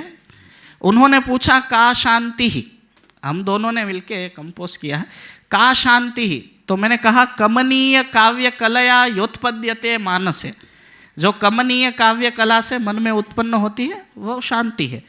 तो फिर पूछा तो फिर मन क्या है, किम चित्तम, तो मैंने कहा भणितेर जगत तलमलम यद समुष्पृशेत तत्वतः, जो कविता को जान पाए वो मन है, बाकी कुछ में मन गिनता नहीं हो सा। फिर किम काव्यम, तो फिर काव्य किसे कहेंगे, तो मम कर्म मर्म भरितम चेतश चमत्कार कृत, काव्य वो है जो मेरा कर्म है, जो मैं अभी कर रहा हूँ, जो चमत्कारों से भरा हुआ है। फिर कस्तुवम भो, ये एकावली अलंकार है, एक एक की आवली हो रही है, माला की तरह आ रहा है। पहले पूछा शांति, फिर तो बोले कि चित्त, फिर काव्य, फिर कौन हो तुम, ऐसा। तो कविता कलाप कलने कल्यस्त्वलुक्ष कवि, मेरा एक उपनाम ही है अलुक्ष, तो मैं वो अलुक्ष कवि हूँ जो कविता का कलाप का कलन करता हूँ, यथा गुरु निदेशनम इति। तो ये एक प्रेजेंटेशन आपके सामने था।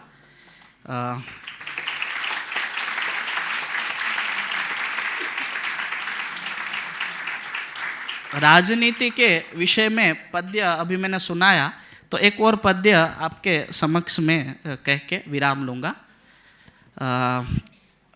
कईयों ने सुना होगा, कईयों ने नहीं सुना होगा। आदौ कोमलताम कठोर कमठो यत्नैर दृढ़ैः प्रापितः स्निग्धैर घासचयैः पुनः पुनरसौ श्रृंगी समानंदितः सर्पोऽयं कुटिलो मया सरभसं दुग्धेन मुग्धीकृतः भो शंभो तव दर्शनाय कतिनो साध्याः प्रसाद्या गणाः। यहाँ पे एक भक्त कह रहा है भगवान शिव से कि तुम्हारे दर्शन के लिए जब मैं आया तो सबसे पहले मुझे कछुआ मिला रास्ते में। अब कछुआ होता है कठोर, जब हम किसी बड़े व्यक्ति से मिलने जाते हैं तो ये कठोर लोग मिलते हैं, तो उससे मैंने कठोर कछुए को कोमल किया ऐसा। फिर सोचा कि चलो अब मिल पाएंगे, तो आगे गया तो एक और पशु आता है, वो आता है श्रृंगी, नंदी छोड़ को श्रृंगी मैंने वर्ड यूज़ किया, तो वो सिंग वाला आ गया। अब कछुआ मार धाड़ तो नहीं कर पाएगा, पर इसे तो कुछ गलत प्रार्थना कर दी तो ये सिंग भी घुसा देगा। तो फिर इसको हमने घास खिला खिला के इसे भी मना लिया कि चलो आगे जाने तो भाई, दर्शन करना है शंकर भगवान का। तो ये गया तो अब आग जाता है, सांप आ जाता है। अब नंदी मारेगा तो बच भी जाएंगे, कहीं कोने में पड़े रहेंगे, 2-4 महीने फ्रैक्चर वगैरह होगा। पर अब आ गया है सांप, ये डस लेगा तो फिर तो सीधे शिव जी से मिलन हो जाएगा। तो फिर सर्पोयम कुटिलो मया सरबसम दुग्धेन मुग्धीकृता, उसे दुग्ध से मुग्ध बनाया, भोला कर दिया कि ऐसे ही अच्छा आपके लिए दूध लाए हैं, आप पियो। कहाँ ये सब झंझट में पड़ रहे हो। और फिर शिव जी से कहते हैं हे शंभो भो शंभो तव दर्शनाय कतिनो साध्या प्रसाद्या गणा, तुम्हारे दर्शन के लिए और कितनों कितनों को हमें पटाना पड़ेगा ऐसा। तो बड़े लोगों के पास जाते हैं तो पहले सांप आते हैं, कछुए आते हैं, ये सब आते हैं। 2 विधाएं हैं उन लोगों से मिलने के लिए, या तो ये सबको खुश करना पड़ेगा, अगर आपको किसी बड़े व्यक्ति से मिलना है तो ये छोटे छोटे लोगों को खुश करना पड़ेगा, और अगर ऐसे नहीं मिलना है तो आपको खुद बड़ा बनना पड़ेगा। तो इत्येव उक्त्वा lastly but not least I want to lay open my gratitude to the all conductors of this venerable event, and अहम अत्यन्तम् अनुगृहीतः। अहम अत्र कार्तज्ञं प्रकटय्य यद् भवद्भिः अहं श्रुतः विरमामि, नमामि उपसंजीर्षे। सर्वेभ्यः नमांसि भूयांसि।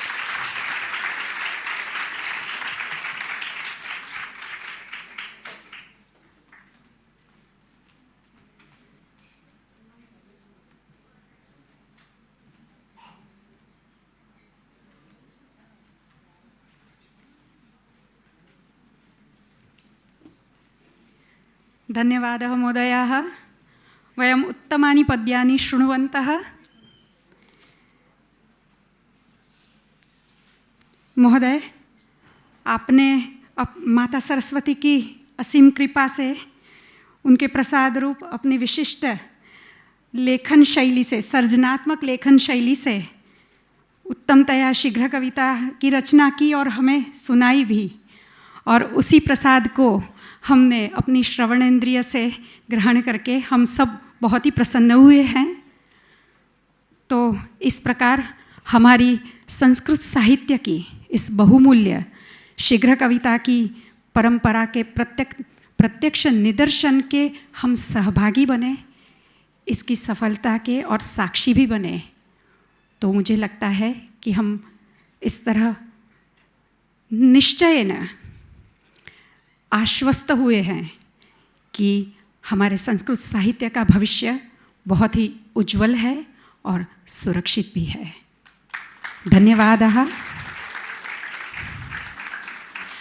सम्प्रति अहं श्री सोमनाथ विश्वविद्यालयस्य कुलपतिवर्यं सुज्ञं डॉक्टर ललित पटेल महोदयं निवेदयामि यत् प्रसंगोचितं मार्गदर्शनं कुर्वन्तु इति। स्वागतमस्ति महोदयाः।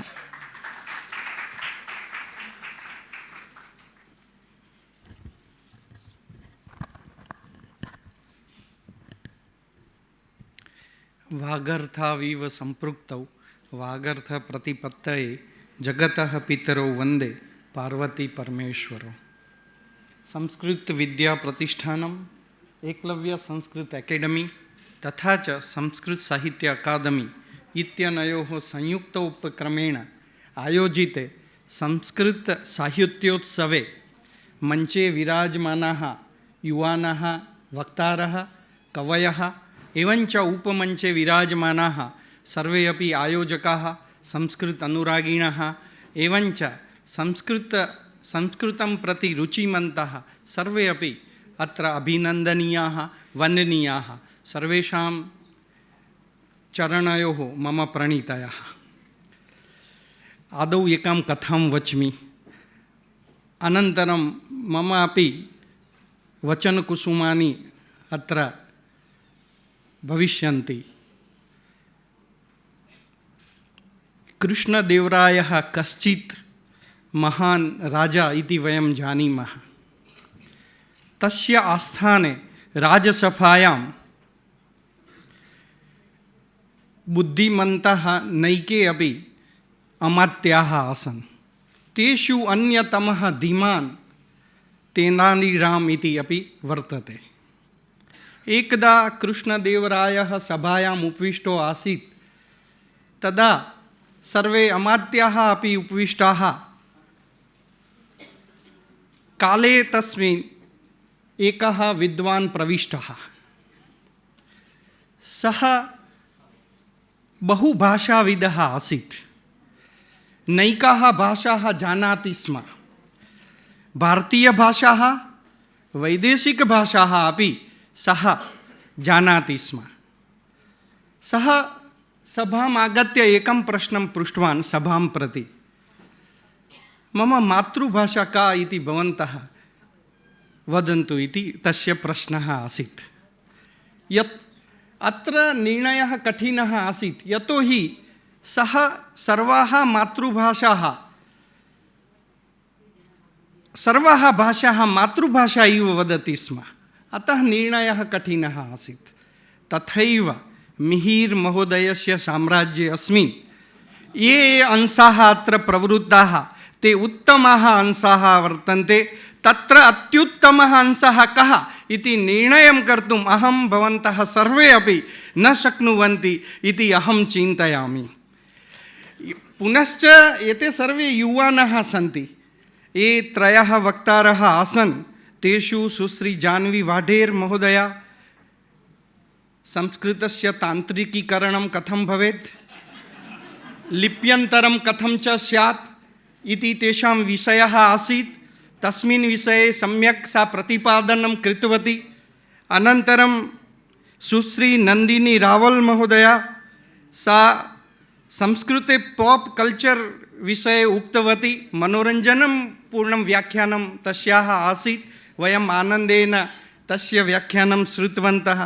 पुनः कवेः का वार्ता, न लुक्षः इति अलुक्षः इति एते बुद्धिमन्तः भवन्ति कवयः। पुनः राजशेखरः कथयति काव्यमीमांसायां कः उत्तमः कविः। वो मैं हिंदी में उस श्लोक का भाषांतर बोलता हूँ आप सबकी जानकारी के लिए कि उत्तम कवि कौन होता है। तो वो पहले कहते हैं कि कुछ कवि लोग ऐसे होते हैं जिनकी कविता अपने मन में ही रह जाती है, क्योंकि वो बाहर बोलने लायक नहीं होती, स्वयं कविता करते हैं और फिर किसी को सुना नहीं पाते। कुछ कवि लोग ऐसे होते हैं जिनकी कविता मित्रों के मुखों तक चली जाती है, मतलब वो मित्रों को सुनाते रहते हैं चाय पान के बहाने, कभी बुलाया करो आप भी, हम भी सुनते रहेंगे, और वो मित्रों के मुख तक चली जाती हैं, गृह तक चली जाती हैं, मित्रों के घरों में पहुंच जाती हैं। लेकिन कुछ विरल कवि होते हैं, केचन विरलाः कवयः भवन्ति येषां काव्यानि, वो जगत में सारे मुख पर पैर रखते हुए चारे दिशाओं में फैल जाती है। एतादृशाः भवन्तः कवयः सन्ति। पुनः अयं साहित्योत्सवः, तत्र किं नाम साहित्यम् इत्यपि चिन्तनीयं भवति। मित्राणि, साहित्यशब्दस्य काचित् विशिष्टा एका व्याख्या भवति, तां व्याख्यामपि अहम् अत्र वक्तुम् इच्छामि। सा व्याख्या अहं करोमि इति न, किन्तु कुन्तकः वक्रोक्तिजीवित मध्ये कृतवान् अस्ति, तामेव वदामि। शब्दार्थौ सहितौ काव्यम् इति तु वामाचार्यः कथयति संस्कृत साहित्यशास्त्रे। शब्द और अर्थ का सहित हो जाना, ऐसा गुम्फन हो जाना जिससे रस की अभिव्यक्ति हो, उसे काव्य कहा जाता है। अतः शब्दार्थ गुम्फन पूर्वकम रसाभिव्यक्ति भवति तद काव्यम उच्यते। लेकिन वो कुंतक वहाँ आगे जोड़कर कहते हैं कि शब्द कैसा होना चाहिए, कीदृशः शब्दः स्यात्। अन्येषु पर्यायवाची शब्देषु सत्सु अपि यह अभिधेय अर्थस्य प्रतिपादनं करोति सः अर्थः काव्य अपेक्षितः भवति। अनेक समानार्थी शब्द होते हैं, लेकिन हमको जो अभिप्रेत अर्थ है, अभिधेय अर्थ है, उसका प्रतिपादन करे, ऐसा शब्द काव्य में होना चाहिए, ऐसा कुंतक कहते हैं। और वो उदाहरण कालिदास का देते हैं, तो वहाँ कपालिनः, ऐसा जो वो काव्य आपने सुना होगा कि एक प्रसंग आता है कुमार संभव में कि शिव पार्वती की परीक्षा करने के लिए स्वयं उपस्थित होते हैं, और स्वयं बटुक वेश में उपस्थित होकर जो पार्वती तपश्चर्या कर रही हैं शिव को प्राप्त करने के लिए, उसके सामने आकर स्वयं की निंदा करते हैं। और निंदा करते करते वो कहते हैं कि वो कपाली के साथ तुम जुड़ रही हो, जिसके एक चंद्र तो दुर्गति को प्राप्त हुआ और तुम भी दुर्गति को प्राप्त होगी। ऐसे वो अपनी ही स्वयं की निंदा कर रहे हैं। वहाँ कालिदास ने कपालिनः इस श्लोक में शब्द का प्रयोग किया। पिनाकिनः प्रयोग कर सकते थे, और भी शिववाचक सहस्त्र शब्द है उसका प्रयोग कर सकते थे, लेकिन वहाँ द्रोणा इति भाव को उत्पन्न करने के लिए वहाँ कपालिनः शब्द का प्रयोग किया। इसीलिए वो कालिदास उत्तम पहला कवि माना जाता है कि उसके शब्द को भी आप नहीं हटा सकते। अतः अहम अहमिकया शब्दाः यत्र आगच्छन्ति तादृशी काव्य रचना कालिदासस्य भवति, अतः कालिदासः उत्तमः कवि। तो यही होना चाहिए कि आपके शब्दों में भी वही स्थिति मैं देख रहा हूँ कि वो शब्दों को हम छोड़कर अन्य शब्दों को नहीं ले सकते। दूसरी बात है अर्थ। अर्थ कैसा होना चाहिए? तो सहृदय, हृदय आह्लाद, सहृदय के हृदय को भी आनंद कर दे, ऐसा अर्थ काव्य में अपेक्षित होता है। और दोनों शब्दार्थ गुम्फन आपका जो है वो अद्भुत है। इसीलिए आप कवि से महाकवि तक की जो प्रगति है वो करते रहे, ऐसी शुभकामना मैं करता हूँ। इसलिए आप तीनों युवान हैं। प्राधान्येन व्यपदेशः भवन्ति, इसी न्यायेन अहमपि युवानः। प्रधानता से व्यपदेश कर देना चाहिए। जहाँ बहुमति युवानों की हो, चाहे मैं युवान न हूँ, फिर भी प्रधानता से मैं भी युवान हो गया और मुझे भी ये काव्य रचनाओं का लाभ मिला। मित्रों, मैं आज आपके सामने ये कहना चाहता हूँ कि राष्ट्रीय शिक्षा नीति जो 2020 जो आई है, इसमें भी यही आग्रहपूर्वक कहा गया है कि संस्कृत को आधुनिक धारा के साथ जोड़ना चाहिए, क्योंकि जो आधुनिक प्रवाह है उसके साथ हम संस्कृत को नहीं जोड़ा। मैं तो संस्कृत यूनिवर्सिटी से आता हूँ, यहाँ पारंपरिक संस्कृत भी ये सारे विद्यालयों में हमारा पारंपरिक शिक्षा भी चलती है, लेकिन पारंपरिक अध्ययन के साथ साथ हमें ऐसे अवसर, ऐसे पाठ्यक्रमों को लाना होगा जो आधुनिक धारा के साथ जुड़कर और संस्कृत को आगे बढ़ा सके। मैं आपको ये बताना चाहता हूँ कि अभी हमने नेशनल लॉ यूनिवर्सिटी गांधीनगर के साथ MOU किया है और हम एक पाठ्यक्रम को अभी पाइपलाइन में है, आ ही जाएगा। तो प्राचीन जो हमारा स्मृति ग्रंथों में जो लॉ है, जो व्यवस्था है, जो कर दंड सारा बताया गया है, वो आधुनिक लॉ के साथ जोड़कर हमने एक पाठ्यक्रम बनाया है। वैसे टूरिज्म में भी हम PG डिप्लोमा टूरिज्म भी कर रहे हैं, जिसमें गुजरात के प्रवासन क्षेत्रों को उजागर करने के लिए ऐसा वैज्ञानिक, पौराणिक, ऐतिहासिक और सांस्कृतिक जो महत्व प्रतिपादित कर सके, ऐसे मार्गदर्शकों की भी आज ज़रूरत है, गाइड्स की भी ज़रूरत है। तो ऐसे पाठ्यक्रम भी हम कर रहे हैं। 16 डिप्लोमा कोर्सेज भी यूनिवर्सिटी ने डेवलप किए हैं। दूरवर्ती डिस्टेंस मोड में भी चलाया कोर्सेज हमने अभी शुरू कर दिया है। तो अभी फॉरेन यूनिवर्सिटीज़ जो हैं उसके साथ संस्कृत यूनिवर्सिटी जुड़कर कैसे, कल ही हमारी बैठक थी, मैं उसका सदस्य हूँ, तो बहुत सारी चर्चाएं इस बारे में भी हुई और इस दिशा में ऐसे युवा लोगों का प्रदान अवश्य, ऐसे साहित्योत्सव, ये साहित्य का उत्सव है। शब्द और अर्थ, काव्य और काव्य की विधाओं को आधुनिक धारा के साथ जोड़ने का प्रयत्न इस आयोजक ने जो किया है, ऐसे आयोजकों को मैं अभिनंदन करता हूँ। विशेष करके मिहिर भाई और भावना बेन और इनकी टीम, जिन्होंने एक अद्भुत आयोजन किया। कुत्र इति न ज्ञायते इति काव्यम भवता अत्र उक्तम किंतु वस्तुतः तादृशानि बहुनी काव्यानि संस्कृत साहित्ये सन्ति।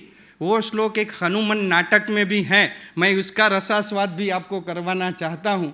जो उसका एक पद कुत्रे इति न ज्ञायते वो आता है। वस्तुतः हनुमान नाटक ऐसा ही है, जैसे आपने एक समस्या पूर्ति में बताया कि एक शब्द, एक वाक्य कोई और बोलता है, उसका उत्तर एक देता है। प्रसंग यही है कि रावण की सभा में अंगद दूत बनकर पहुँच गए और दूत बनकर पहुँच गए, तब रावण ने कहा कि भाई तू कौन है? तो वो कहते कस्तुम वानरा, हे वानर तू कौन है? तो वो कहते हैं राम राज्य भवने लेखार्थ संवाहक, मैं राम के राज्य भवन में टपाली हूँ, संवाहक, पत्रों को ले जाना, दूत कार्य करना मेरा काम पोस्टमैन का है। ये हनुमान नाटक में 13वीं सदी में जो लिखा गया उसका श्लोक मैं बोल रहा हूँ। यातः कुत्र, तुम कहाँ से आए हो? परागतः सह हनुमान निर्दग्न लंकापुरः, पहला एक वानरो આવ્યો હતો, એ લંકાને સળગાવીને જતો રહ્યો હતો।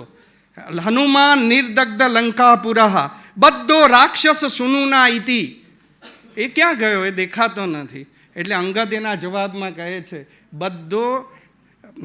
બદ્ધો રાક્ષસ સુનુના ઇતિ કપિભિઃ, તું રાક્ષસના પુત્રથી એટલે કે રાવણના પુત્રથી બંધાઈ ગયો હતો એમ કરીને કપિભિઃ સંતાડિતઃ સ્તર્જિતઃ, બધા વાંદરાઓએ ભેગા થઈને એને બરાબર માર્યો છે અને લડ્યા છે। એટલે એ અત્યારે સવિડોત્તપ પરાભવો વનમૃગઃ કુત્ર ઇતિ ન જ્ઞાયતે, એટલે લજ્જાને મારેલો, લજ્જાથી કારણે એ વનમૃગઃ, એ વાંદરો ક્યાં ગયો છે એ અમને ખબર નથી। આનું ધ્વનિ એ જ છે કે આ સભામાં જો એને મારીને વાંદરાઓ કાઢી મૂકતા હશે તો વાનરોની સેનામાં આવા બીજા કેટલા બળવાન લોકો હશે, એવા પેલા અંગતે પ્રતિપાદિત કર્યું કે તું બંધાઈ કેમ ગયો પેલા મેઘનાથના હાથેથી। તો એવો ધ્વનિ આ કાવ્યમાંથી પેદા થાય। એમ કુત્ર ઇતિ ન જ્ઞાયતે ઇતિ ભવતા સમ્યક એવ પ્રતિપાદિતમ કાવ્યમ અત્ર એ વક્તારઃ સન્તિ તે ઉત્તમમ સ્વાભિલષિત વિષયમ અત્ર ઉક્તવन्तः अतः सर्वेपि धन्यवादाः। अयं क्षुद्रः अपि अत्र वक्तुम् आहूतः, तदर्थं सर्वेषामपि धन्यवादाः। जयतु संस्कृतं, जयतु भारतम्।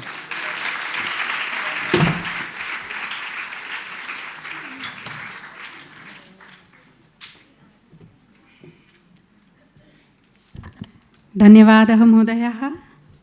भवताम् उत्साहपूर्णैः प्रासादिकैः वचनैः वयं धन्यताम् अनुभवामः।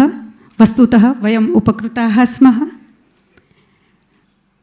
यहाँ पर इस सत्र समाप्त होता है। एक सूचना है, आप सभी संस्कृत रसिकों के लिए हमने अल्पाहार का आयोजन किया हुआ है, तो आइए आप सब मिलके अल्पाहार करें। और उसके बाद सुनिए एक निमिष, उसके बाद अंतिम सत्र 6:45 पर शुरू होने वाला है। उसमें कवि कुलगुरु कालिदास की कृतियों का परिचय किया जाएगा और खास करके मेघदूतम के ऊपर नृत्य भारती के कलाकारों के द्वारा सुंदर नृत्य नाटिका प्रस्तुत की जाएगी। तो आइए आप लोग 6:45 के 5 मिनट पूर्व ही कृपया यहाँ आकर अपना स्थान ग्रहण कर लीजिएगा। धन्यवादः। वयं पुनर्मिलामः। जयतु संस्कृतं, जयतु भारतम्।